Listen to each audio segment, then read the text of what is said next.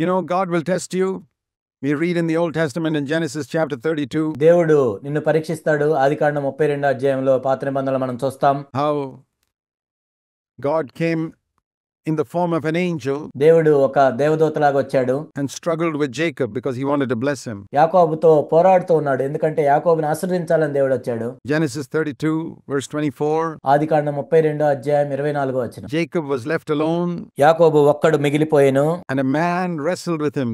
God came in the form of a man, not physically, in some type of vision, and struggled with Jacob. ఒక నరుడు తెల్లవారు వరకు అతనితో పెనుగులాడెను. ఇక్కడ దేవుడు ఒక నరుడిలాగా వచ్చాడు. అయితే భౌతికంగా కాదు, కానీ ఏదో ఒక రకమైన దర్శనం ద్వారా. And God could have crushed Jacob with one blow, but he allowed Jacob to struggle with him for a long time just to teach him a lesson. నిజానికి మనం చూసినట్లయితే దేవుడు యాకోబుని ఒక్క దెబ్బతో పడగొట్టొచ్చు, కానీ దేవుడు యాకోబుని ఆశీర్వదించాలని కొంత సమయం ఇచ్చాడు పెనుగులాడటానికి. Jacob, you're struggling against me. That's why I can't bless you. యాకోబు, నీవు నాతో పోరాడుతున్నావు, పెనుగులాడుతున్నావు, అందుకే నేను నిన్ను ఆశీర్వదించలేకపోతున్నాను. Just stop struggling, man. నాతో పోరాటం చేయటం ఆపేయి. Stop struggling. నాతో పోరాటం చేయటం ఆపేయి. Just submit to my discipline. Submit to what I'm telling you to do. నేను చెప్పిన దానికి లోబడు, నేను విధించిన క్రమశిక్షణకు లోబడు, నేను చెప్పించేయి. But the struggle goes on and on and on and on and on. Finally he says, okay, I've got to break you. కాబట్టి ఆ పోరాటం జరుగుతుంది, పెనుగులాడుతూ ఉన్నాడు. చివరికి దేవుడు ఏమన్నా అంటే, నేను నిన్ను విరగొట్టాల్సిన అవసరం వచ్చింది. He dislocates his thigh. ఆ తొడగూటి మీద దేవుడు కొట్టినప్పుడు అది తొలగిపోయింది. Jacob suddenly becomes weak. యాకోబు బలహీనుడైపోయాడు అకస్మాత్తుగా. And you know one of the wonderful truths in the Bible is, when I am weak, then I am strong. బైబిల్లో ఉన్న గొప్ప అద్భుతమైన సత్యం మీకు తెలుసా? నేను ఎప్పుడైతే బలహీనుడినో అప్పుడే బలవంతుణ్ణి. Jacob, he was a strong man, maybe 50-60 years old. యాకోబు ఎంతో బలంగా ఉన్నాడు. బహుశా 50-60 సంవత్సరాల వయసు ఉండొచ్చు. In those days 50-60 was very strong because they lived up to 180. ఎందుకంటే ఆ రోజుల్లో 50-60 సంవత్సరాలు అంటే ఎంతో బలంగా ఉండేవాళ్ళు. ఎందుకంటే 180 సంవత్సరాల దాకా బతికేవాళ్ళు. It was like today's 30-year-old man or 25-year-old man. ఈనాడు మనం చూసినట్లయితే ఒక 25 సంవత్సరాలు 30 సంవత్సరాల వయసు ఉన్న వ్యక్తి. Imagine a 25-year-old man who's dislocated and who's going to walk with a cane. మీరు ఒకసారి ఊహించుకోండి, ఒక 25 సంవత్సరాలు ఉన్న వ్యక్తి తొడ గూడు తొలగిపోయి ఒక కర్రతో నడుస్తూ ఉంటే ఎలా ఉంటుంది? How would you feel if you were 25 years old and you had to walk with a cane? నీకు ఎలా ఉంటుంది చెప్పి? 20 సంవత్సరాల వయసు ఉండి ఒక కర్ర పట్టుకొని నడుస్తుంటే నీకు ఎలా ఉంటుంది? That's what God did to Jacob. అదే యాకోబు జీవితంలో దేవుడు చేశాడు. And he said to him, Jacob, I have to break you. యాకోబు, నిన్ను విరగొట్టాలి. Okay, I've broken you. Verse 26, let me go. The sun is rising, I have to go. అయితే ఆ తర్వాత దేవుడు యాకోబుని విరగొట్టిన తర్వాత 26వ వచనంలో, నిన్ను విరగొట్టాను, తెల్లవార్చున్నది గనుక నన్ను పోనివ్వమని అతడు అడిగాడు. And Jacob says, I will not let you go unless you bless me. అప్పుడు యాకోబు చెప్తూ ఉన్నాడు, నీవు నన్ను ఆశీర్వదించితేనే కానీ నిన్ను పోనీయను. That's what God was waiting to hear from him. Do you think God wanted to let him go? దేవుడు కూడా అదే వినాలనుకున్నాడు. ఆశీర్వదించకుండా పంపిద్దామని ఏమైనా దేవుడు అనుకున్నాడా? He said, I'll let you go to test him, to see whether the fellow would let him go. అసలు నన్ను పోనిస్తాడా లేదా పరీక్షిద్దామని దేవుడు ఆ మాట అన్నాడు. And sometimes God will test you. You asked for something, you didn't get it. You asked for it again, you still didn't get it. కొన్నిసార్లు దేవుడు నిన్ను పరీక్షిస్తాడు. నువ్వు దేవుడిని అడిగావు, పొందలేదు. మరలా అడిగావు, అయినా నువ్వు పొందలేదు. And God says, let me go. And you say, what do you mean let you go? I'm not going to let you go till you answer this prayer. అప్పుడు దేవుడు వచ్చి నేను వెళ్తాను అన్నప్పుడు, వెళ్ళటమేంటి ప్రభువా, ఈ ప్రార్థనకి జవాబు ఇవ్వు అని అడగాలి. I've asked you for the baptism in the Holy Spirit. I'm not going to let you go. నేను పరిశుద్ధాత్మలో బాప్తిజం ఇవ్వమని మిమ్మల్ని అడిగాను, నేను మిమ్మల్ని వెళ్ళనివ్వను. I asked you to give me victory over this habit of mine. Lord, I'm not going to let you go. ఈ దురలవాటు మీద జయమివ్వని నేను అడిగాను, ప్రభువా నేను నువ్వు ఇచ్చే వరకు వెళ్ళనివ్వను. I asked you to heal me of this sickness. I'm not going to let you go. ఈ వ్యాధి నుండి స్వస్థత ఇవ్వమని అడిగాను, అది ఇచ్చే వరకు నిన్ను వెళ్ళనివ్వను. I asked you to make me a blessing in the church. I'm not going to let you go. సంఘంలో నన్ను ఆశీర్వాదకరంగా ఉంచమని నేను మిమ్మల్ని అడిగాను, అది ఇచ్చే వరకు మిమ్మల్ని వెళ్ళనివ్వను. I will not let you go unless you bless me. My brother, sister, take that word with you. నీవు నన్ను ఆశీర్వదించితేనే కానీ నిన్ను పోనీయను. నా ప్రియ సహోదరి సహోదరులారా, ఈ వచనాన్ని తీసుకోండి. Take that word with you and use it regularly before God. ఈ వచనాన్ని మీతో తీసుకొని ఎప్పుడు కూడా దేవుని దగ్గర వాడండి. It's from scripture. I will not let you go unless you bless me. ఇది లేఖనాల్లో ఉన్నమాట. నీవు నన్ను ఆశీర్వదించితేనే కానీ నిన్ను పోనీయను. Do you believe God wants you to bless you? Of course He does. దేవుడు మిమ్మల్ని ఆశీర్వదించాలనుకుంటున్నాడా? అవును, ఖచ్చితంగా. Galatians 3:14 says the blessing of Abraham is not only for Jacob, it's for me. గలతీ 3:14 ఏం చెప్పబడిందంటే అబ్రహాం యొక్క ఆశీర్వాదం కేవలం యాకోబుకు మాత్రమే కాదు కానీ నాకు కూడా. That He will make me a blessing to all the families of the earth. ఈ భూమి మీద ఉన్న సమస్త వంశములకు కుటుంబములకు నన్ను ఆశీర్వాదకరంగా చేస్తాడు. God wants to make you a blessing to all the families of the earth by blessing you. That means every family you touch will be blessed. దేవుడు నిన్ను ఆశీర్వదించడం ద్వారా ఈ భూమి మీద నువ్వు ఏ కుటుంబాన్ని అయితే తాకుతావో నీ ద్వారా వాళ్ళందరిని ఆశీర్వదిస్తాడు. You know, like I told you earlier, I want everybody who come into Mount to be blessed in some way. నేను ఇంతకు ముందు చెప్పినట్లు నా దగ్గరకు వచ్చిన ప్రతి వారు కూడా ఏదో ఒక విధంగా ఆశీర్వదించబడాలి. Some way they should be blessed. They should be blessed spiritually. They should be blessed materially. They should be blessed physically. ఏదో ఒక విధంగా ఆశీర్వదించబడాలి. ఆత్మీయంగా కానీ, భౌతికంగా కానీ, వస్తువుల పరంగా కానీ. Whoever enters my home should be blessed. And we should be a blessing to every family on the face of the earth. మా ఇంటికి వచ్చిన ప్రతి ఒక్కరు కూడా ఆశీర్వదించబడాలి. అదే విధంగా ఈ భూమి మీద ఉన్న ప్రతి ఒక్కరికి కూడా ఆశీర్వాదకరంగా ఉండాలి. I will not let you go. And then one more thing I want you to see here. నేను నిన్ను పోనీయను అని ఇక్కడ యాకోబు చెప్తున్నాడు. ఇంకొక మాట మనం చూద్దాం. God asked him, "What is your name?" నీ పేరేంటి అని దేవుడు అడిగాడు. Do you know the meaning of Jacob? Deceiver. యాకోబు అంటే అర్థం తెలుసా మీకు? మోసగాడు. What is your name? Lord, I'm a crook. నీ పేరేంటి అని అడిగితే, ప్రభువా నేను మోసగాడిని. You know, once upon a time his father asked him, "What is your name?" "Oh, I'm Esau." ఒకనొకప్పుడు తన తండ్రి అడిగాడు, నీ పేరేంటి అంటే నేను ఏశావుని అన్నాడు. Because Esau used to speak like that. ఎందుకంటే ఏశావు అలా మాట్లాడేవాడు గట్టిగా. Bluffer, liar. అబద్ధికుడు, మోసగాడు. Now God asked him, "What is your name?" Just like Isaac asked him earlier. ఇంతకు ముందు ఇస్సాకు అడిగినట్లుగా ఇప్పుడు దేవుడు అడుగుతున్నాడు, ఇప్పుడు చెప్పు నీ పేరేంటి? Now he speaks the truth. I'm a deceiver. ఇప్పుడు సత్యం చెప్తున్నాడు, నేను మోసగాడిని. You know, God just wants you to be honest with him.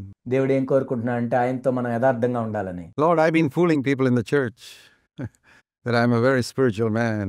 ప్రభువా, సంఘంలో ఉన్న వాళ్ళందరూ నేను మోసం చేస్తున్నాను, నేను ఎంతో పెద్ద ఆత్మీయుడని చూపించుకుంటున్నాను. I'm not. కానీ నేను కాదు ప్రభువా. If they knew my private life, if they knew my thought life, ఒకవేళ నా రహస్య జీవితం వాళ్ళకి తెలిస్తే, నా ఆలోచన జీవితం వాళ్ళకి తెలిస్తే, they would know I'm an impure man. నేను ఎంతో అపవిత్రుడినని వాళ్ళకి తెలుస్తుంది. I'll tell you the truth, Lord. What is your name? Impure man. నేను సత్యమే చెప్తాను ప్రభువా, నీ పేరేంటి అని దేవుడు అడిగితే, నేను ఒక అపవిత్రుడిని. Crook. Hypocrite. Lord, that's my name. నేను మోసగాడిని, వేషధారిని, అదే నా పేరు ప్రభువా. The Lord says, your name will no longer be deceiver. Great. Your name will no longer be hypocrite. Your name will no longer be impure man. అప్పుడు ప్రభు చెప్తున్నాడు, నీ పేరు ఇక మోసగాడు కాదు, వేషధారి కాదు, అపవిత్రుడు కాదు. Your name will be a prince of God. నీ పేరు దేవుని యొక్క రాజకుమారుడు. What did he do to qualify for that? Honesty. ఏంటి ఆ విధంగా పిలిపించుకోవటానికి ఆయన యొక్క అర్హత ఏంటి? యథార్థత. Absolute honesty, like the thief on the cross. సిలువ మీద ఉన్న దొంగ వలె సంపూర్ణంగా యథార్థంగా ఉన్నాడు. I deserve this. Oh, you deserve it, okay? You deserve to be crucified, is it? నేను దీనికి తగిన వాడినే, ఈ శిక్ష అనుభవించడానికి తగిన వాడినే అని ఆ దొంగ చెప్పినప్పుడు, ఓ నువ్వు ఈ శిక్ష అనుభవించడానికి తగిన వాడువా? Well, you'll be with me in paradise today. అలా అయితే నువ్వు పరదైస్ లో ఉంటావు ఈ రోజు నాతో. Paradise is made for honest people. పరదైసు యథార్థవంతుల కోసమే చేయబడింది. Who will say, I'm a deceiver. నేను మోసగాడిని అని యథార్థంగా ఒప్పుకునే వాళ్ళ కోసం. I fooled everybody in the church. సంఘంలో అందరినీ నేను మోసం చేశాను. I made them think I'm a very spiritual man. నేను ఎంతో ఆత్మ సంబంధమైన మనుష్యుడు అని అందరూ అనుకునేటట్లు చేశాను. I only spoke like that. But Lord, you know I'm a crook. I'm a deceiver. I'm impure. నేను అలానే మాట్లాడాను. కానీ ప్రభువా, మీకు తెలుసు నేను మోసగాడిని, అపవిత్రుడిని, వేషధారిని. And the Lord says, this is the day I was waiting for. You're going to be different. ఈ రోజు కోసమే నేను ఎదురు చూస్తున్నానని ప్రభువు చెప్తాడు. ఇప్పటి నుండి నువ్వు మారిపోతావు. Your name will be a prince of God. నీ పేరు దేవుని యొక్క రాజకుమారుడు అని పిలువబడుతుంది. Because you have striven with God and you have prevailed. ఎందుకంటే నీవు దేవునితో పోరాడి గెలిచావు. When did he prevail? All the time he was struggling with God, he did not prevail. When he was broken. యాకోబు ఎప్పుడు గెలిచాడు? ఆ పోరాటం చేస్తున్నప్పుడు గెలవలేదు, కానీ ఎప్పుడైతే విరగొట్టబడ్డాడో అప్పుడు గెలిచాడు. Dislocated and God prevailed over him. ఆ తొడ గూడు విడిపోయినప్పుడు గెలిచాడు. That's when he says, Now you have prevailed with God. అప్పుడు నీవు దేవునితో పోరాడి గెలిచావు అని దేవుడు చెప్పాడు. Do you know when we prevail with God? దేవునితో మనం ఎప్పుడు గెలుస్తామో తెలుసా? When we allow God to break. దేవుడు మనల్ని విరగొట్టడానికి మనం అనుమతించినప్పుడు. Until then, you're struggling. అప్పటి వరకు నువ్వు పోరాడుతూనే ఉంటావు. That is why I say, the most important lesson you need to learn in the Christian life is the lesson of brokenness. అందుకే నేను చెప్పేది ఏంటంటే క్రైస్తవ జీవితంలో నువ్వు నేర్చుకోవాల్సిన అతి ముఖ్యమైన పాఠం ఏంటంటే విరగొట్టబట్టం.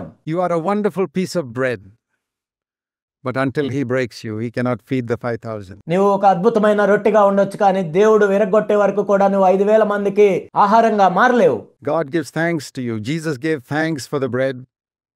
5,000 are still hungry. యేసుక్రీస్తు ప్రభువారు ఆ రొట్టెని తీసుకొని దేవునికి కృతజ్ఞతాస్తుతులు చెల్లించినా కానీ 5,000 మంది ఆకలితోనే ఉన్నారు. God can bless you. He blessed the bread. The 5,000 are hungry. But when he broke it, everybody got fed. ప్రభు ఆశీర్వదించవచ్చు ఆ రొట్టెని, అయినా కానీ అందరూ ఆకలితోనే ఉన్నారు. కానీ ఎప్పుడైతే ప్రభు ఆ రొట్టెని విరిచాడో అప్పుడు అందరూ కూడా పోషించబడ్డారు. God can bless you. People around you are hungry. But when he breaks you, దేవుడు నిన్ను ఆశీర్వదించవచ్చు, అయినా కానీ నీ చుట్టూన్న వాళ్ళందరూ కూడా ఆకలితో ఉండొచ్చు. కానీ దేవుడు నిన్ను విరగొట్టినప్పుడు మాత్రమే ఇతరులు ఆశీర్వదించబడతారు. and if he can keep you broken, అదే నల్లగొట్టబడిన స్థితిలో ఆయన నిన్ను ఉంచగలిగితే. God taught me that truth many years ago. దేవుడు అనేక సంవత్సరాల క్రితం ఈ సత్యాన్ని నాకు బోధించారు. I'm very thankful. It was one of the greatest truths I learned as a young man, 24 years old. నేను ఎంతో కృతజ్ఞత కలిగి ఉన్నాను. నేను యవనస్తుడిగా నాకు 24 సంవత్సరాల వయసు ఉన్నప్పుడు దేవుడు దీన్ని నాకు నేర్పించాడు. As I was seeking God for the baptism in the Holy Spirit, నేను పరిశుద్ధాత్మలో బాప్తిజం గురించి ప్రభు దగ్గర వెతుకుతున్నప్పుడు the Lord showed me the way of brokenness. Go down, humble yourself. విరగొట్టబట్టం గురించి దేవుడు ఆ మార్గాన్ని నాకు చూపించినప్పుడు, నిన్ను తగ్గించుకో. When people speak evil of you, don't retaliate. ప్రజలు నీ గురించి చెడ్డగా మాట్లాడినప్పుడు తిరిగి నువ్వు సమర్థించుకోవద్దు. And allow me to break you in all types of circumstances. అన్ని పరిస్థితుల్లో నిన్ను విరగొట్టడానికి నన్ను అనుమతించు. And I said, sure, Lord. You can break me, you can humble me, you can do whatever you like. ఖచ్చితంగా చేయండి ప్రభువా, మీరు నన్ను తగ్గించండి, విరగొట్టండి, మీకు ఏది ఇష్టమైతే అది నన్ను చేయండి ప్రభువా. You can humiliate me before anybody. ఎవరి ముందైనా నేను అవమానం పొందేటట్లు మీరు అనుమతించండి ప్రభువా. I couldn't care less. I want you to break me and bless me. నేనేమి పట్టించుకోను, మీరు నన్ను విరగొట్టాలి, నన్ను ఆశీర్వదించాలి. You know what happened when the alabaster bottle was broken by that woman? ఏమైందో మీకు తెలుసా? ఆ స్త్రీ ద్వారా అత్తరు బుడ్డి పగలగొట్టబడినప్పుడు The whole house was filled with the odor of the ointment. ఆ ఇల్లంతా కూడా అత్తరు సువాసనతో నిండిపోయింది. If I had a big bottle of these expensive perfumes and I broke it here, this whole house will be filled with that. If I kept it in the bottle, you wouldn't smell a thing. నేను ఒక పెద్ద bottle perfume తీసుకొచ్చి దాన్ని పగలగొట్టినట్లయితే ఇక్కడంతా కూడా సువాసన వస్తుంది. కానీ ఆ బాటిల్ నేను తెచ్చి ఇక్కడ పెట్టినట్లయితే ఏమీ రాదు. I believe many of us Christians are like that. నేను అనుకునేది ఏంటంటే క్రైస్తవులంగా మనం అనేక మంది ఆ విధంగా విరగొట్టబడకుండా ఉన్నాం. We got the most powerful perfume inside us, the aroma of Jesus Christ, but it's all bottled in. యేసుక్రీస్తు ప్రభు యొక్క పరిమళ సువాసన మనలో ఉంది, కానీ అదేంటంటే బాటిల్లో దాచబడి ఉంది. You just got to break it. నువ్వేంటంటే దాన్ని విరగొట్టాలి. You want people to admire the bottle? Then the aroma will never go out. ఆ బాటిల్ని చూసి అందరూ మెచ్చుకోవాలని మీరు అనుకుంటున్నారా? ఆ సువాసన అనేది ఎప్పటికీ రాదు బయటికి. That's the trouble with a lot of people. We want people to admire us. అనేక మందితో ఉన్న సమస్య ఇదే. అదేంటంటే అందరూ మనల్ని మెచ్చుకోవాలని మనం అనుకుంటాం. What a beautiful bottle. These perfume bottles come in different shapes, you know. What a lovely bottle. ఈ పర్ఫ్యూమ్ బాటిల్ కూడా రకరకాల ఆకారాలు వస్తుంటాయి. అందరూ చూసి ఆహా బాటిల్ ఎంత బాగుంది అని అనుకోవాలా? Is that all you want? No. అదేనా నీకు కావాల్సింది? కాదు. Break it, Lord, break it. ప్రభువా దాన్ని విరగొట్టండి. It says he blessed him there. ఇక్కడ ఏం చెప్పబడిందంటే అక్కడ ఆయన్ను ఆశీర్వదించెను. Verse 29, last part. 29వ వచనం చివరి భాగం. I want that to be fulfilled in my life. God blessed him there. నా జీవితంలో ఇది నెరవేర్చబడాలని నేను కోరుకుంటున్నాను. దేవుడు అక్కడ ఆశీర్వదించినట్లుగా. And he said, I've seen God face to face. And what is the result? Verse 31. ఇక్కడ ఏమైంది? నేను దేవుణ్ణి ముఖాముఖిగా చూచితిని. ఆ తర్వాత ఏమైంది? 31వ వచనం. The sun began to rise on his life. The darkness disappeared. అతని జీవితంలో సూర్యోదయం కలిగింది, చీకటి వెళ్ళిపోయింది. The sun rose upon him. It doesn't say the sun rose on the earth. The sun rose upon him. అతని మీద సూర్యోదయం అయ్యను అని ఇక్కడ ఉంది, భూమి మీద కాదు. And the sun will rise on you and on me. నీ మీద నా మీద కూడా సూర్యుడు ఉదయిస్తాడు. And in the book of Hebrews chapter 11 till the end of Jacob's life, హెబ్రీయులకు రాసిన పత్రిక 11వ అధ్యాయంలో మనం చూసినట్లయితే యాకోబు యొక్క జీవితంలో చివరి దశలో we read this amazing thing. You know Hebrews 11, where we read these amazing things. 90-year-old women got children like Sarah. ఇక్కడ అద్భుతమైన విషయాన్ని యాకోబు గురించి మనం చూస్తాము. హెబ్రీయులకు రాసిన పత్రిక 11వ అధ్యాయంలో ఎన్నో అద్భుతమైన విషయాలు రాయబడ్డాయి. 90 సంవత్సరాల వయస్సు కలిగిన శారా గర్భం ధరించింది. Moses split open the Red Sea. మోషే ఎర్ర సముద్రాన్ని చీల్చాడు. Joshua pulled down the walls of Jericho. Daniel shut the mouth of lions. యెహోషువ యెరికో గోడలు కూల్చివేశాడు. దానియేలు సింహపు నోళ్లను మూయించాడు. Many others put enemies to flight by faith. అనేక మంది విశ్వాసం ద్వారా శత్రువుల్ని పారద్రోలారు. What is it written? Joseph predicted that one day in the future, God will take you back to Canaan. All types of wonderful things. What is written about Jacob? యోసేపుని మనం చూసినట్లయితే ఆయన భవిష్యత్తు చూసి దేవుడు మరలా నన్ను కానానుకు తీసుకువెళ్తాడని ప్రవచించాడు. ఇన్ని అద్భుతమైన విషయాల మధ్య యాకోబు గురించి ఏమి రాయబడి ఉంది? Very interesting. His name comes there. By faith, Jacob. He worshipped, verse 21, leaning upon his staff. ఇక్కడ ఎంతో ఆసక్తికరమైన విషయము యాకోబు గురించి ఇక్కడ రాయబడింది 21వ వచనంలో. విశ్వాసమును బట్టి యాకోబు అవసాన కాలమందు తన చేతి కర్ర మొదల మీద ఆనుకొని దేవునికి నమస్కారం చేసెను. He was an old man, much more than 100 years old. ఎంతో వృద్ధుడయ్యాడు. 100 సంవత్సరాల కంటే పైబడిన వయస్సు. And he was leaning on the staff that he had for 50, 60 or many years. 50-60 సంవత్సరాల నుండి కూడా ఒక కర్ర మీద ఆనుకొని ఆయన బ్రతుకుతూ ఉన్నాడు. What's so great about a man leaning upon a staff? ఏంటి ఒక కర్ర మీద ఆనుకొని ఒక వ్యక్తి వెళ్తుంటే అందులో ఏముంది గొప్ప? Is that fit to be put in the same category as splitting the Red Sea and pulling down the walls of Jericho? It's a greater miracle than all of that. ఎర్ర సముద్రాన్ని చీల్చటము, ఎరికో గోడలు కోల్చటము, వాటన్నిటి మధ్య ఒక కర్ర పట్టుకొని నడవటం అనేది ఏమైనా అద్భుతమా? వాటన్నిటికంటే కూడా ఇదెంతో గొప్ప అద్భుతం. When a strong man like Jacob or like you or me is broken, and that staff was reminding Jacob, you're a nobody. నీలాంటి నాలాంటి యాకోబు లాంటి ఒక బలమైన వ్యక్తి ఎంతో బలహీనుడై కర్ర మీద ఆనుకొని జీవించటం. But Jacob, if you lean upon me like you lean upon the staff, you can go through life and be an Israel. యాకోబు ఆ కర్ర మీద ఆనుకొని నువ్వు జీవిస్తున్నట్లుగా నా మీద ఆనుకొని నువ్వు జీవిస్తూ ఉన్నట్లయితే నీవు ఇశ్రాయేలుగా మార్చబడతావు. So this great Israel, you know how he walked? This Prince of God like this. Does he look like a Prince of God leaning upon a staff? చూడండి, గొప్ప ఇశ్రాయేలు దేవుని యొక్క రాజకుమారుడు ఎలా నడుస్తున్నాడు చూడండి. కర్ర మీద ఆనుకొని కర్ర పట్టుకొని నడుస్తున్నాడు. ఏమైనా గొప్పతనం ఉందో అందులో? The great apostle Paul with a thorn in his flesh, 4 feet 11 inches tall. గొప్ప అపోస్తుడైన పౌలు తన శరీరంలో ముళ్ళు కలిగి ఉన్నాడు. 4 అడుగుల 11 అంగుళాల ఎత్తు మాత్రమే. Apostle Paul speaking to everybody. అపోస్తుడైన పౌలు ఎంతో తక్కువ ఎత్తులో ఉండి ఇలా మాట్లాడుతూ ఉన్నాడు. You believe that? He was 4 feet 11 inches tall. History tells us that. He had a hooked nose. He was bald. మీరు నమ్ముతారా? ఆయన ఎత్తు 4 అడుగుల 11 అంగుళాలే. చరిత్ర చెప్తుంది ఏదో వంకర ముక్కు, తనకి జుట్టు లేదు. He's the mightiest apostle the world has seen. He didn't look like a film star. అయినా కానీ ఈ ప్రపంచం అంతట్లో ఎంతో గొప్ప అపోస్తులుడు. ఆయన ఏదో ఒక cinema తారలాగలేడు. No, God does not make his servants attractive to men. దేవుడు తన సేవకుల్ని మనుషులకి ఆకర్షణీయంగా చేయలేదు. He breaks them. వారిని విరగొడతాడు. Like Jacob, he makes them lean upon him యాకోబు వలె విరగొడతాడు. ఒక కర్ర మీద ఆనుకొని జీవించినట్లు చేస్తాడు. and makes them a blessing. వారిని ఆశీర్వాదకరంగా మారుస్తాడు. I'm telling you, he wants to do that for you. నేను చెప్తుంది ఏంటంటే దేవుడు మీలో కూడా చేయాలనుకుంటున్నాడు. The great difference between the old covenant and the new covenant is this. In the old covenant, you had to do it all by yourself. క్రొత్త నిబంధనకి పాత నిబంధనకి ఉన్న వ్యత్యాసం ఏంటంటే పాత నిబంధనలు అయితే అన్నీ కూడా నీవే చేయాలి. They were all commandments. అవన్నీ కూడా ఆజ్ఞలే. We get sick and tired of commandments. From childhood, we got commandments from our parents. మనం ఆజ్ఞలు వింటూ వింటూ విసిగిపోయాము. చిన్నప్పటి నుంచి కూడా మన తల్లిదండ్రుల దగ్గర నుంచి అందరి దగ్గర నుంచి కూడా మనకు ఆజ్ఞలే వస్తాయి. When we were teenagers, our parents told us, you shall not do this, and you must do this, and you must not do this, you must do this. మనం టీనేజర్స్ గా ఉన్నప్పుడు కూడా మన తల్లిదండ్రులు చెప్తారు, నువ్వు అది చేయాలి, ఇది చేయకూడదు, అది చేయాలి, ఇది చేయకూడదు. God gave a law to Israel. You must not do this, you must do this. దేవుడు ఇశ్రాయేలుకి ధర్మశాస్త్రం ఇచ్చాడు, మీరు ఇది చేయాలి, ఇది చేయకూడదు, ఇది చేయాలి, ఇది చేయకూడదు. You say, when am I going to finish with the commandments? And then you come to the church. ఇప్పుడు ఈ ఆజ్ఞల నుంచి నేను బయటపడతానని అనుకొని సంఘానికి వచ్చావు. And some churches you hear, you must not do this, and you must not dress like this, and you must not wear that, and you must do this. కొన్ని సంఘాల్లో కూడా మీరు ఆజ్ఞల్ని వింటూ ఉంటారు. మీరు అది చేయకూడదు, ఇది చేయకూడదు, మీరు ఆ విధంగా డ్రెస్ వేసుకోకూడదు, ఈ పని చేయకూడదు, ఇలాంటివన్నీ వింటూ ఉంటారు. So when am I going to be free from all this? Till we come to the new covenant where God says, I will do something in you. వీటన్నిటి నుండి నేను ఎప్పుడు విడుదల పొందుతాను అని నువ్వు అనుకున్నప్పుడు, ఎప్పుడైతే మన క్రొత్త నిబంధనలకు వస్తామో దేవుడు ఏం చెప్పాడంటే, మీలో నేను చేస్తాను. Will you let me do it?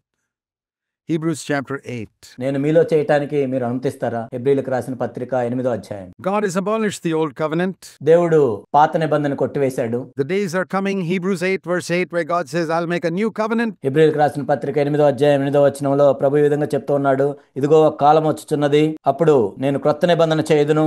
And I tell you, this is the missing message in Christendom today.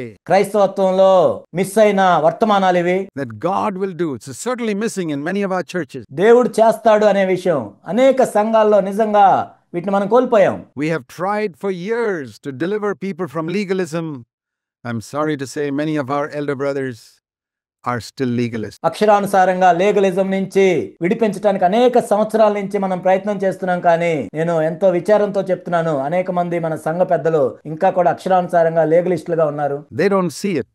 I see it crystal clear. వాళ్ళు చూడలేరు, కానీ నేను ఎంతో స్పష్టంగా చూడగలను. I've tried for years to help them to see it, but many of them don't see it. They are so legalistic. అనేక సంవత్సరాలు వాళ్ళు దాన్ని చూడాలని నేను ప్రయత్నం చేశాను, కానీ వాళ్ళు ఎంతో అక్షరానుసారులుగానే ఉన్నారు. They are so hard on people. వాళ్ళు ప్రజల మీద ఎంతో కఠినంగా ఉంటారు. So many demands. A legalistic man has so many demands on others. వేరే వాళ్ళ నుంచి ఎన్నో విషయాలు ఆశిస్తూ ఉంటారు, డిమాండ్ చేస్తూ ఉంటారు. ఒక లీగలిస్ట్ ఎప్పుడు కూడా వేరే వాళ్ళ నుంచి అనేక విషయాలు డిమాండ్ చేస్తుంటారు. I was like that. That's how I know. I know everything about legalism because I was a thorough legalist myself. నేను కూడా ఒకప్పుడు అలా ఉన్నాను, అందుకే నాకు తెలుసు. ఎందుకంటే నేను కూడా ఎంతో లీగలిస్ట్ గా ఉన్నాను కాబట్టి వాటన్నిటి గురించి నాకు తెలుసు. I can give you a whole message on legalism because I went through it all myself. Legalism గురించి నేను ఒక పెద్ద వర్తమానం మీకు చెప్పగలను, ఎందుకంటే నేను వెళ్ళాను కాబట్టి దాని గుండా. I've given it up. కానీ దాన్ని నేను విడిచిపెట్టాను. I was a sinner, but I'm not sinning now. ఒకప్పుడు నేను పాపాత్ముడిని, కానీ ఇప్పుడు పాపం చేయట్లేదు. In areas where I have light. ఏ విషయాల్లో అయితే నాకు వెలుగుందో, In many other areas where I don't have light. వేరే విషయాల్లో నాకు వెలుగు లేదు. But it's the same. I was a legalist. Paul was a legalist, but he finished with it. అదే విధంగా ఒకానొకప్పుడు నేను లీగలిస్ట్ గా ఉన్నాను. అపోస్తలుడైన పౌలు కూడా ఆ విధంగా ఉన్నాడు, కానీ నేను బయటపడ్డాను. I've discovered that there is a better way నేను కనుగొన్నది ఏంటంటే, ఒక శ్రేష్టమైన మార్గం ఉంది than the way of the law. ఒక ధర్మశాస్త్రంలో గుండా వెళ్లే మార్గం కంటే కూడా. And the Lord says, I've finished with that old covenant. I'm making a new covenant, and the new ఇక్కడ ప్రభు చెప్పేది ఏంటంటే, ఆ పాత నిబంధన నేను కొట్టివేశాను, నేను క్రొత్త నిబంధన చేస్తూ ఉన్నాను. You know what the old covenant was? The 10 commandments. Thou shalt, thou shalt not, thou shalt, thou shalt not, thou shalt, thou shalt not. పాత నిబంధనలో 10 ఆజ్ఞలు ఏంటో తెలుసా మీరు? ఇది చేయాలి, చేయకూడదు, చేయాలి, చేయకూడదు. Many a church you go to, that's what you hear. Thou shalt, thou shalt not. Why are you like this? Why are you doing this? Why are you doing that? Thou shalt, thou shalt not, thou shalt not. అనేక సంఘాల్లో మీరు వినేది కూడా అదే. మీరు ఇది చేయాలి, ఇది చేయకూడదు, ఇది చేయాలి, ఇది చేయకూడదు, అది ఎందుకు చేశారు, ఇది ఎందుకు చేశారు, ఇవే వింటూ ఉంటారు. People get sick and tired. ప్రజలకు ఎంతో విసుకొచ్చి, And I'm not surprised that young people go away from that, from such a message. అందుకే చాలా మంది యవనస్తులు వాటి నుంచి దూరంగా తొలగిపోతున్నారు. దాన్ని బట్టి నేనేం ఆశ్చర్యపోవట్లేదు. If young people run away from my message, I say something is wrong. యవనస్తులు నేను ఇచ్చే వర్తమానం ద్వారా పారిపోతున్నారంటే నాలో ఏదో తేడా ఉంది. If they say church is boring, సంఘం ఎంతో విసుగు పుట్టించే ప్రదేశం అని వాళ్ళు అనుకుంటున్నట్లయితే, something is wrong with your church. Church is not meant to be boring. మీ సంఘంలో ఏదో తప్పు ఉంది. సంఘం అనేది విసుగు పుట్టించే ప్రదేశంగా ఉండకూడదు. How is it those godless TV programmers produce a TV program which can entertain people for 3 hours? చూడండి, దేవుళ్ళు లేని వాళ్ళు టీవీ ప్రోగ్రాంలు 3 గంటలు ఇతరులు చూసేటట్లు ఎలా చేస్తున్నారు వాళ్ళు? Who gave them that intelligence? My heavenly Father వాళ్ళకి ఆ తెలివితేటలు ఎవరిచ్చారు? నా పరలోకపు తండ్రి కాదా? created them with the intelligence to produce a TV program. People gripped for 3 hours. ఒక టీవీ ప్రోగ్రాం వాళ్ళు చేస్తే వాళ్ళకి ఎంత తెలివితేటలు దేవుడిచ్చాయంటే 3 గంటలు కూడా అందరూ కూడా చూస్తూ ఉంటారు. And you think my heavenly Father will not give me the anointing of the Holy Spirit to hold people grip? నా పరలోకపు తండ్రి నాకు ఆత్మ యొక్క అభిషేకాన్ని ఇవ్వడా నేను చెప్పేటప్పుడు ప్రజలు వినటానికి? He will if I have faith. నాకు విశ్వాసం ఉంటే ఆయన చేస్తాడు. But if you think your heavenly Father will give ability to a godless TV programmer to produce program to grip for 3 hours, కానీ పరలోకపు తండ్రి ఒక దేవుడిని నమ్మని వ్యక్తికి 3 గంటలు ఇతరులు చూసేటట్లు అంత తెలివితేటలు ఇచ్చాడు అని నువ్వు నమ్ముతున్నట్లయితే, and will only give you some boring sermon to keep people bored for 3 hours according to your faith, be it unto you. you will bore people till the end of your life. కానీ నువ్వు చెప్పినట్లయితే 3 గంటలు నువ్వు చెప్పినట్లయితే ఎంతో ప్రజలు విసిగిపోతారు. కానీ నువ్వు అది నమ్మనట్లయితే దేవుడు నీకు కూడా ఇస్తాడని నీ జీవితాంతం కూడా నువ్వు ప్రజలను విసిగిస్తూనే ఉంటావు. But if you allow God to break you, కానీ దేవుడిని విరగొట్టేటట్లు నువ్వు అనుమతించినట్లయితే He can give you far more ability than that man is using his ability for the devil. అపవాది కోసం తన తెలివితేటలను సామర్థ్యాన్ని ఉపయోగిస్తున్న ఆ వ్యక్తి కంటే కూడా ఎంతో గొప్పగా దేవుడు నీకు ఇవ్వగలడు. And I want to use it for the kingdom of God. నేను దేవుని యొక్క రాజ్యం గురించి దాన్ని ఉపయోగించుకోవాలి. Don't you think He'll give it to you? We are so weak in faith. మీకు దేవుడు ఇస్తాడని మీకు నమ్మకం లేదా? మనం విశ్వాసంలో ఎంతో బలహీనం. We think God will help those godless people more than He'll help us to build His church. Impossible. దేవుడు తన సంఘాన్ని కట్టడానికి మనకిచ్చే దానికంటే కూడా దేవుడిని ఎరగని వాళ్ళకి దేవుడు ఎక్కువ ఇస్తాడని మీరు అనుకుంటున్నారా? అసాధ్యం. This is the word, building the church, which is God is most interested in. దేవుని యొక్క సంఘం కట్టడం అనేది దేవునికి ఎంతో గొప్ప ఆసక్తి. He's not interested in those TV programs. దేవుడు ఆ టీవీ ప్రోగ్రామ్ మీద ఆసక్తి లేదు దేవునికి. On science or animals or any such thing. He's interested in building the church. ఆ సైన్స్ మీద, జంతువుల మీద, మరొక దాని మీద కాదు. దేవుని యొక్క ఆసక్తి అంతా కూడా సంఘాన్ని కట్టడం మీదే ఉంటుంది. But He wants people who will trust Him, who will allow Him to break them. కానీ ఎవరైతే ఆయన నమ్ముతారో, ఎవరైతే ఆయన విరగొట్టడానికి అనుమతిస్తారో వాళ్ళ కోసం దేవుడు చూస్తూ ఉన్నాడు. Like Jacob. యాకోబు వలె Be one of them from today, who will be free from legalism. ఈ రోజు నుండి కూడా అలాంటి వాడిగానే ఉండు. లీగలిజం నుంచి విడిపించబడాలి. Who will be free from making laws to other people and being hard on other people. వేరే వాళ్ళకి ధర్మశాస్త్రాన్ని విధించకుండా, వేరే వాళ్ళ మీద కఠినంగా ఉండకుండా, and holding grudges against other people. వేరే వాళ్ళ మీద పగ పెట్టుకొని ఉండకుండా. It's sad when elder brothers are like that. ఇదెంతో విచారకరము సంఘ పెద్దలు ఆ విధంగా ఉండటం. The Lord says, I will make a covenant with them. In this covenant it is not thou shalt not, thou shalt not. ఇక్కడ దేవుడు చెప్తున్నాడు, నేను వారితో కొత్త నిబంధన చేస్తున్నాను. అదేంటంటే నువ్వు అది చేయాలి, ఇది చేయకూడదు, ఇది చేయాలి, అది చేయకూడదు కాదు. But what will it be? అది ఎలా ఉంటుంది మరి? Verse 10 to verse 12. I will. 10 నుండి 12 వచనాలు మనం చూసినట్లయితే నేను చేస్తాను అని ఉంటుంది. When you get time, read the 10 commandments in Exodus chapter 20 and compare it with the new covenant. మీకు సమయం దొరికినప్పుడు నిర్గమకాండం 20 అధ్యాయంలో ఉన్న 10 ఆజ్ఞలను ఈ క్రొత్త నిబంధనతో పోల్చి చదవండి. In Hebrews 8:10 to 12. హెబ్రీయులకు రాసిన పత్రిక 8వ అధ్యాయం 10 నుండి 12 వచనాలు. You'll see one big difference. The entire 10 commandments is thou shalt not. That's all. ఒక గొప్ప వ్యత్యాసం మీకేం కనపడుతుందంటే 10 ఆజ్ఞలన్నింటిలో కూడా మీరు ఇది చేయాలి, ఇది చేయకూడదు ఉంటుంది అంతే. But the new covenant, God says, I will. కానీ క్రొత్త నిబంధనలు అయితే దేవుడు ఏం చెప్తున్నాడంటే నేను చేస్తాను అని ఉంటుంది. That's the difference. అదే వ్యత్యాసం. In there it is man. Oh, I can't do this. అక్కడ అయితే మనం చూసినట్లయితే ఒక మనుషుడు చేసేది, అయ్యో నేను చేయలేకపోతున్నాను. I have to do this. I can't do this. I have to do this. Oh Lord. నేను ఇది చేయలేకపోతున్నాను, ఇది చేయాలి ప్రభువా. I give up. నేను విడిచిపెడుతున్నాను. And the Lord says, you give up? You tried all night and you couldn't catch any fish? Have you learned your lesson?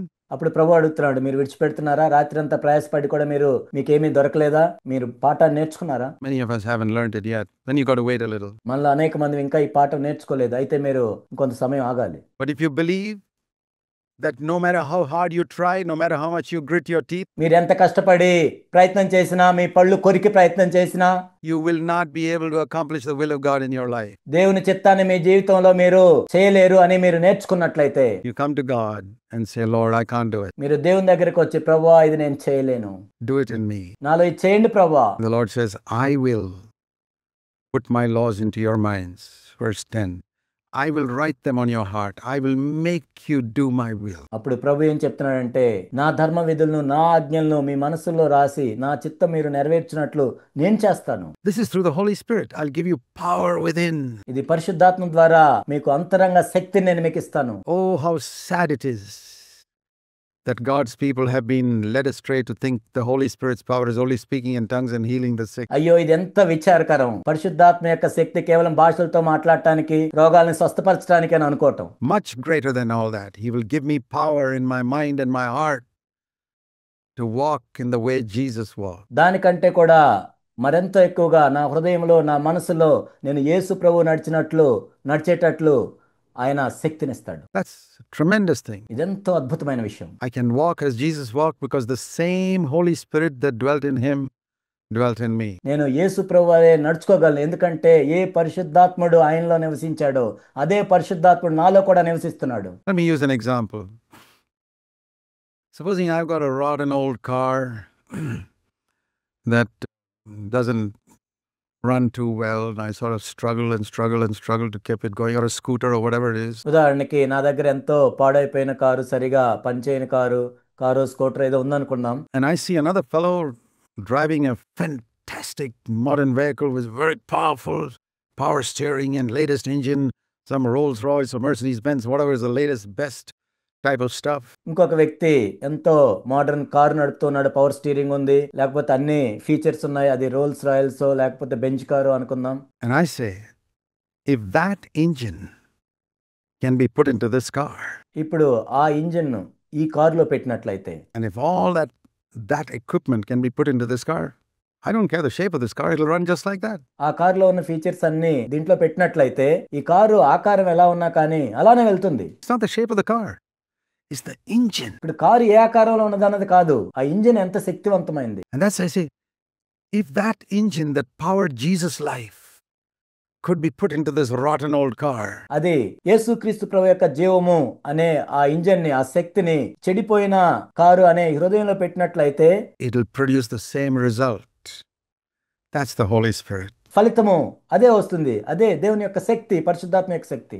The same Holy Spirit that made Jesus overcome every temptation. ఏ పరిశుద్ధాత్ముడైతే యేసుక్రీస్తు ప్రభువారు ప్రతి శోధనను జయించడానికి సహాయం చేశాడో, As a young man, that anointed him to speak so powerfully, that anointed him to do the will of God. ఒక యవనస్తుడిగా ఏ విధంగా అయితే దేవుని చేత అభిషేకించబడి మాట్లాడాడో, ఏ విధంగా అయితే దేవుని యొక్క చిత్తం చేయటానికి ఆయన చేశాడో, If that engine is put into me, if that same Holy Spirit comes into me and takes control of my life, ఆ ఇంజిన్ కూడా నాలో పెట్టినట్లయితే, అదే పరిశుద్ధాత్ముడు నాలోనికి కూడా వచ్చి నా జీవితాన్ని స్వాధీనపరుచుకున్నట్లయితే, I can do the things that Jesus did. యేసు ప్రభువారు చేసిన పనుల్ని నేను చేయగలను. That means the will of God. దాని అర్థం ఏంటంటే దేవుని చిత్తాన్ని చేయటం. It doesn't mean you'll be able to preach like me, అంటే మీరు నాలాగా బోధిస్తారని కాదు, but you'll be able to do the will of God in your life. మీ జీవితంలో దేవుని యొక్క చిత్తం ఏదైతే ఉందో అది చేస్తారు. It doesn't mean I'll be able to raise the dead. That may not be in God's will for my life. నేను చనిపోయిన వారిని తిరిగి లేపుతానని కాదు, ఎందుకంటే నా జీవితంలో దేవుని చిత్తం కాదు. I can do something that Jesus could not do. I can make two believers one.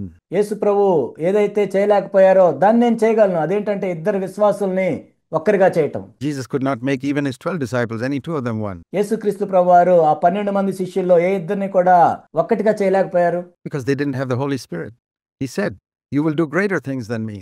ఎందుకంటే వారిలో పరిశుద్ధాత్ముడు లేడు కాబట్టి యేసుప్రభువే చెప్పారు, నేను చేసిన వాటికంటే గొప్ప కార్యాలు మీరు చేస్తారని. Because I believe the Holy Spirit has now come. The answer, my brothers and sisters, is in the Holy Spirit.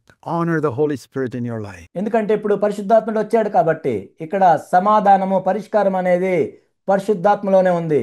కాబట్టి నా ప్రియ సహోదరి సహోదరులారా, పరిశుద్ధాత్ముని గణపరచండి. Seek him. Seek him. ఆయన వెతకండి. Don't go to this one extreme like some Christians have, neglecting the baptism in the Holy Spirit and the power of the Holy Spirit. ఈ రెండు విపరీతమైన ధోరణులకు వెళ్ళొద్దు. ఒకవైపేమో వాళ్ళు ఏంటంటే పరిశుద్ధాత్మల బాప్తిజం గురించి వాళ్ళు తిరస్కరిస్తారు, పట్టించుకోరు. Don't go to the other extreme where you think Holy Spirit is just emotion and speaking in tongues and healing. No. ఇంకొక వైపు ఏంటంటే పరిశుద్ధాత్ముడు అంటే కేవలం భావోద్వేగాలతో, వాళ్ళు ఉద్రేకాలతో ఉంటారు, లేకపోతే భాషలతో మాట్లాడటం, స్వస్థపరచడం అంటారు. It's to enable you to walk as Jesus walked. కానీ అది కాదు. పరిశుద్ధాత్ముడు చేసేది ఏంటంటే యేసుక్రీస్తు ప్రభువారు ఏ విధంగా నడుచుకున్నారో నీవు కూడా ఆ విధంగా నడుచుకునేటట్లు ఆయన మీకు సహాయం చేస్తాడు. The perfect example of the spiritual man is Jesus Christ. ఆత్మతో నింపబడిన పరిపూర్ణమైన వ్యక్తి యేసుక్రీస్తు ప్రభువారే మనకు మాదిరిగా ఉన్నారు. He wants you to walk as he walked. ఆయన నడుచుకున్నట్లుగా మీరు కూడా నడుచుకోవాలని ఆయన కోరుకుంటున్నాడు. I will do it, he says in you. మీలో నేను చేస్తాను అని ప్రభువు చెప్తున్నారు. I will make you like that. ఆ విధంగా నేను మిమ్మల్ని చేస్తానని ప్రభువు చెప్తున్నారు. I will cause you. Here's this lovely verse which I pointed out to folks in CFC the other day in Ezekiel 36. మీరు ఆ విధంగా చేసేటట్లు నేను చేస్తానని ప్రభువు చెప్తున్నారు. ఇక్కడ ఒక అద్భుతమైన మాట ఉంది. ఇంతకు ముందు నేను కొంతమందికి దీన్ని చూపించాను. హెచ్కేల్ గ్రంథం 36వ అధ్యాయం. Let me show it to you. It's a fantastic verse. I have never found another verse like that in this connection anywhere in the Bible. నేను ఇది మీకు చూపిస్తాను. ఇది ఎంతో అద్భుతమైన వచనము. బైబిల్లో దీనికి సంబంధించి ఇలాంటి మాట ఇంకెక్కడా లేదు. It's so clear. Verse 27, Ezekiel 36 is a prophecy about the future. ఇది ఎంతో స్పష్టంగా ఉంది. భవిష్యత్తును గురించిన ప్రవచనం ఇది. హెచ్కేల్ గ్రంథం 36వ అధ్యాయం 27వ వచనం. That when I put my spirit within you, the Lord says, I will cause you to walk in my statutes. నా ఆత్మను మీ అందుంచి నా కట్టడలను అనుసరించు వారిని గాను నా విధులను గైకొని వారిని గాను మిమ్మును చేసేదను. 27వ వచనం. And you will be careful to observe my ordinances. Now notice the difference between saying, you must walk in my statutes, అంటే ఇక్కడ వ్యత్యాసాన్ని మీరు చూడండి.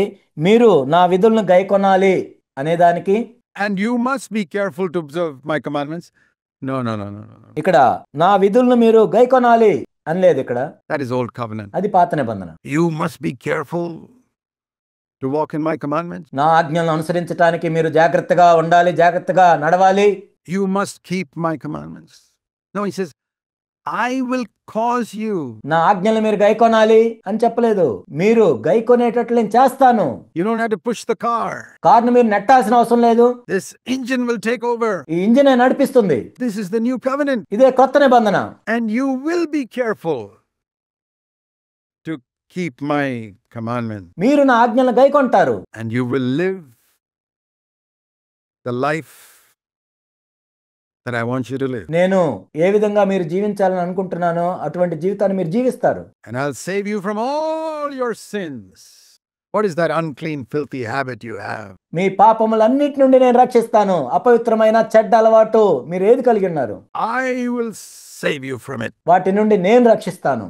And verse 30, I will make you so fruitful that you will never again be a disgrace among the people of the world. 30వ వచనంలో మనం చూసినట్లయితే అన్యజనుల్లో కరువును గూర్చిన నింద మీరిక నొందకయున్నట్లు చెట్ల ఫలములను భూమి పంటను నేను విస్తరింపజేసేదను. And when all that happens, you will hang your head and say, oh God, I lived such a filthy life. Verse 31, you will loathe yourself. ఈ విధంగా జరిగిన తర్వాత 31వ వచనంలో మనం చూసినట్లయితే మీ దోషాలను బట్టి మీ ఏ క్రియలను బట్టి మిమ్మల్ని మీరు అసహించుకుంటారు. Because of your sinful, unbelieving ways.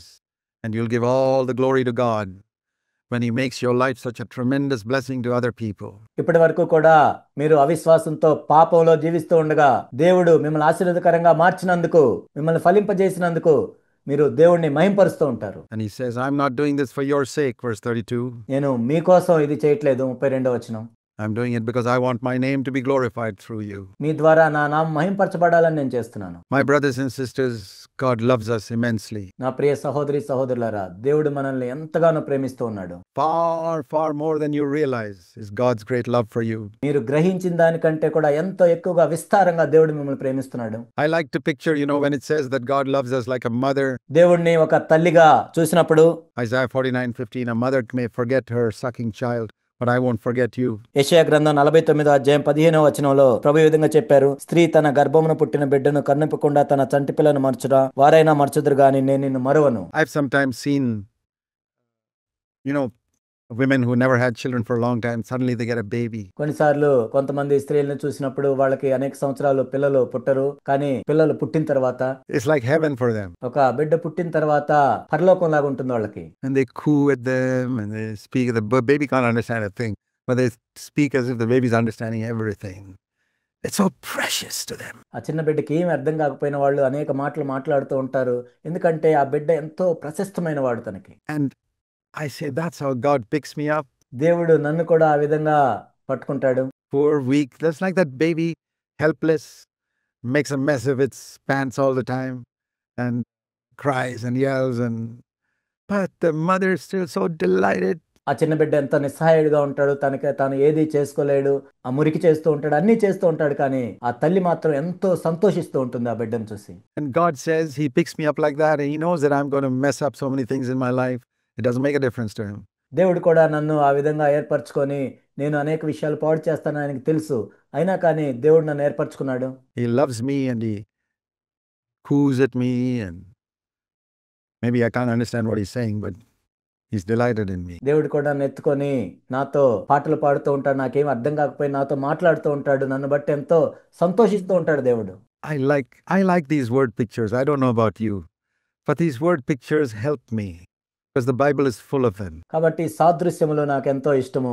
మీ గురించి నాకు తెలియదు, కానీ ఎందుకంటే బైబిల్లో ఇలా చాలా సాదృశ్యాలు ఉంటాయి. Jesus used it. I like to think of them. I like to meditate on them. యేసు ప్రభువారు అనేక సాదృశ్యాల గురించి మాట్లాడారు, వాటి గురించి నేను ధ్యానిస్తూ ఉంటాను. They are much better than a lot of TV programs you fellas watch, I'll tell you. మీరు చూసే అనేక టెలివిజన్ ప్రోగ్రామ్స్ కంటే కూడా ఎంతో మంచివి ఇవి. To meditate on some of these things and see how much God delights in me. దేవుడు నన్ను బట్టి ఎంత సంతోషంగా ఉన్నాడు, ఎంత ఆనందిస్తున్నాడు అని దాని గురించి ధ్యానించటం అనేది. And to rejoice in that and to share this wonderful truth with other people who are so miserable. ఎవరైతే ఎంతో దౌర్భాగ్యంగా ఉన్నారో వాళ్ళకి ఈ అద్భుతమైన సత్యాలను పంచుకోవటం. Will you be a person like that from today onwards? ఈ రోజు నుంచి నీవు అలాంటి వాడిగా ఉంటావా? Say, Lord, I want to rejoice in the fact that you love me. ప్రభువా, నీవు నన్ను ఎంతగానో ప్రేమిస్తున్నావు అనే విషయాన్ని బట్టి నేను ఎంతో ఆనందిస్తున్నాను. Finish with being a legalist. ఒక లీగలిస్ట్ గా ఉండటం నుంచి నేను బయటపడ్డాను. I want to love other people like you loved me. నీవు నన్ను ఏ విధంగా ప్రేమిస్తున్నావో నేను ఇతరులను కూడా ప్రేమించాలి. I want to be an encourager who goes around lifting up people's spirits. నేను ఇతరులను చూసినప్పుడు ప్రోత్సహించేవాడిగా, వాళ్ళ ఆత్మని నేను ఉత్తేజపరిచేవాడిగా ఉండాలి. God's been good to us these days. Amen. దేవుడు ఈ రోజులన్నిటిలో కూడా మనకి ఎంతో మంచిగా ఉన్నాడు. ఆమేన్.